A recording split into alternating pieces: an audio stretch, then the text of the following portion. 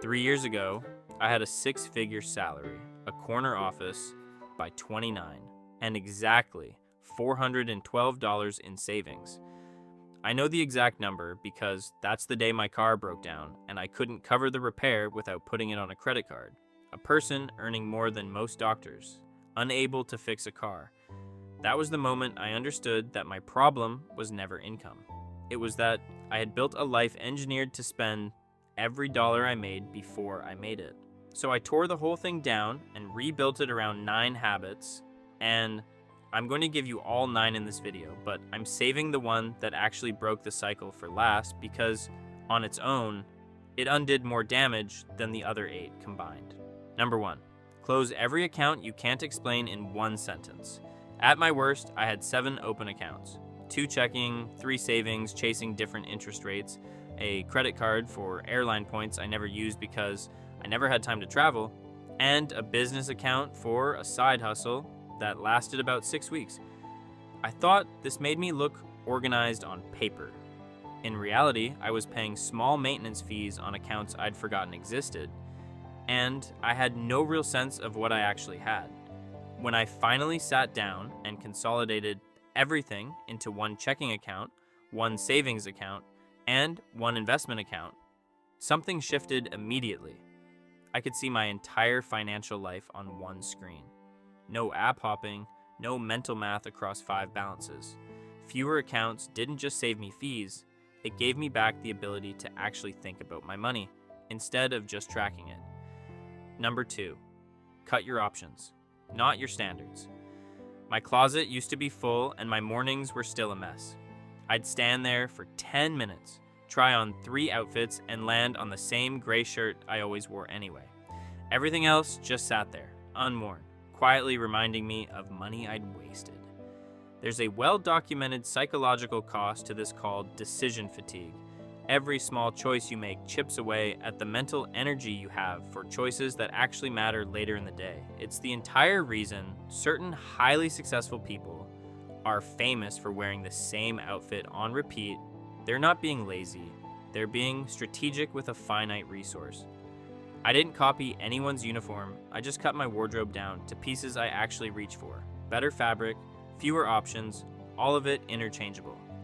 My mornings got shorter, and just as importantly, I stopped buying clothes I'd never wear a second time. Number 3, tune out 90% of what finance influencers tell you. Early on, I followed a dozen trading accounts, joined group chats where people posted screenshots of gains, and I checked my portfolio the way some people check their phone first thing in the morning, compulsively, before I was even fully awake. Every dip felt personal. Every spike felt like validation. And here's what the data on investor behavior consistently shows. The average investor earns significantly less than the market itself returns over the same period. Not because their picks were bad, but because they bought high out of excitement and sold low out of panic, over and over on a loop. The fix wasn't finding better information. It was consuming less of it. I picked a simple, diversified approach, muted the group chats, and stopped opening the app daily. My returns didn't get more exciting. They got dramatically better. Number 4, buy the expensive version exactly once. For years, I bought the cheapest option available for everything I use daily.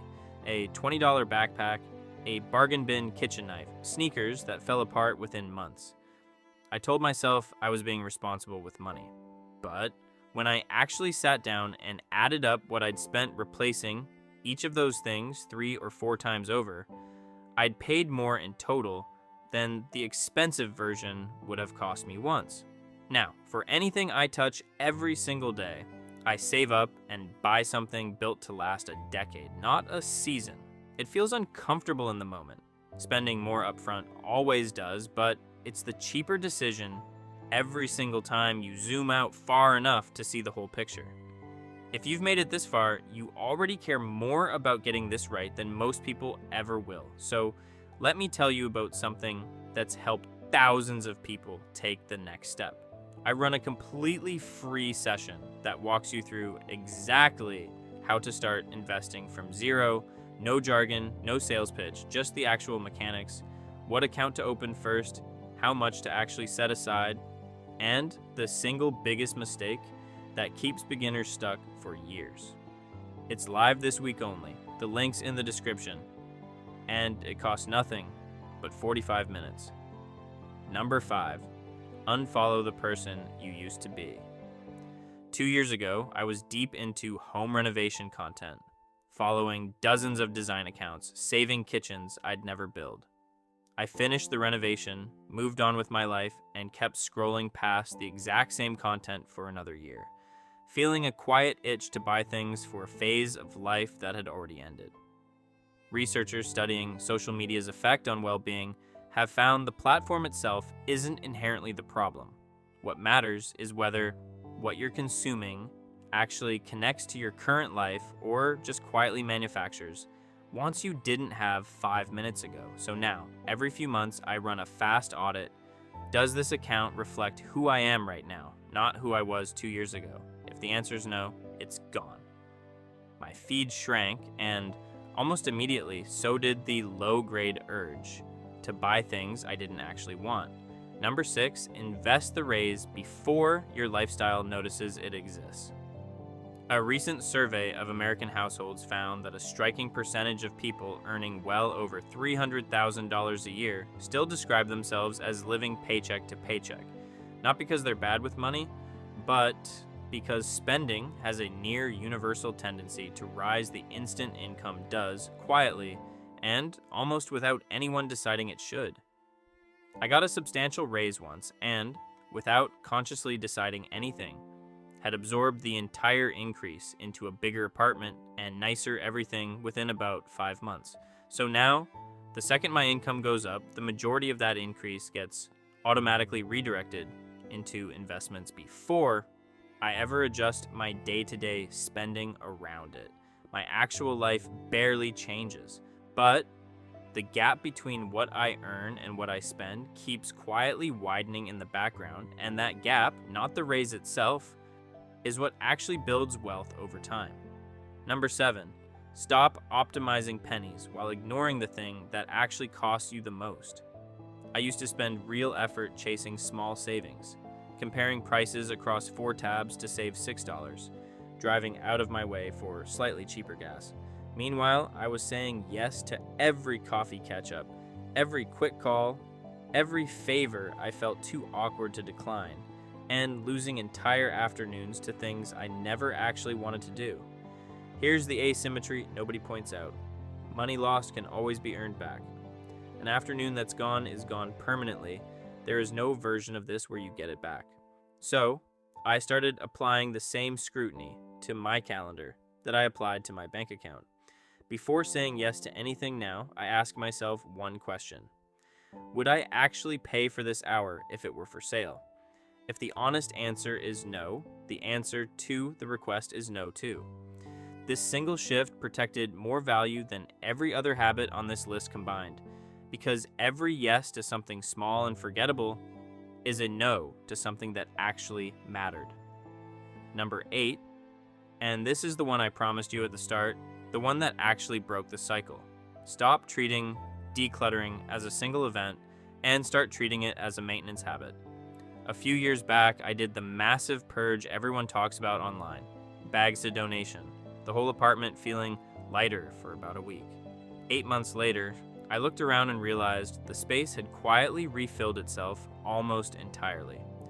That's the part nobody warns you about. Decluttering once doesn't fix a spending pattern. It just resets the clock until the same pattern fills the space back up. So I stopped doing it once a year and started doing it every season. A genuine, honest look at what's actually being used versus what's just sitting there, occupying square footage I'm paying for. This one habit, more than any other, is what finally broke the loop for me, because spending an afternoon staring directly at money you already wasted is the single most effective deterrent against wasting more of it. It's not motivating in an inspirational quote way. It's motivating in an uncomfortable, slightly embarrassing way. And that discomfort is exactly what makes it work. And finally, number 9, make buying something require actual effort.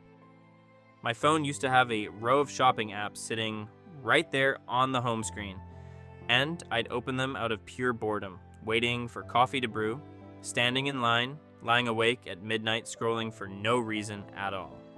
My card was already saved everywhere, so more often than I'd like to admit, I'd bought something before I genuinely decided I wanted it. This isn't a willpower problem, and framing it as one just makes you feel worse for no reason.